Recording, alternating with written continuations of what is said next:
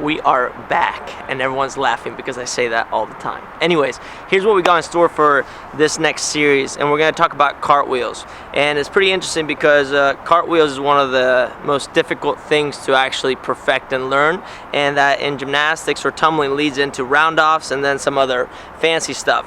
The reason we use it in the strength and conditioning room is because there's some unilateral loading and some twisting aspects to it that are very interesting, and that can be transferred into other cool things that involve any kind of single arm or single leg movements. So we're going to just talk about a cartwheel, and I'm going to teach it in a very unorthodox way, like everything else I teach. But you'll see as we develop this thing how it really turns into the big picture that you can see in gymnastics, artistic gymnastics, or what would translate into a single one-arm overhead position, whatever that means. So the first thing we're going to do is we're going to think about a cartwheel as a circle, and we're going to try to use this circle as our pattern, and we're going to take that circle and we're going to start opening it up until it becomes a line, and that will give us a vertical position. So the first thing I want to focus on is on 4 points of contact. 1, 2, 3, and 4.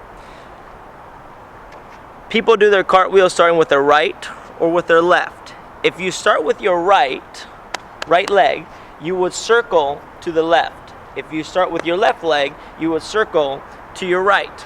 If you don't know what leg you start your cartwheel, it's pretty simple. It's just the leg that you would use to kick up to handstand. So I kick up to handstand with my right leg in front, so I'm going to do my cartwheel with my right leg. And in that case, I'm going to be going circles to the left. And this is going to look weird, but it's 4 points of contact. 1, 2, 3, 4. And what I'm going to try to do is I'm going to try to circle around these 4 points of contact to create a little movement. So I'm going to go on 1 foot, 1 hand, 1 foot, hand, circle. This is tricky to do. It looks very simple and very dumb, but if you understand those 4 points of contact, we can start broadening that circle out to the sides and eventually create a straight line. That straight line will be an upside down position. So one more time. 4 points of contact. I move over. 2 hands off, foot off. Hand down, foot. Circle.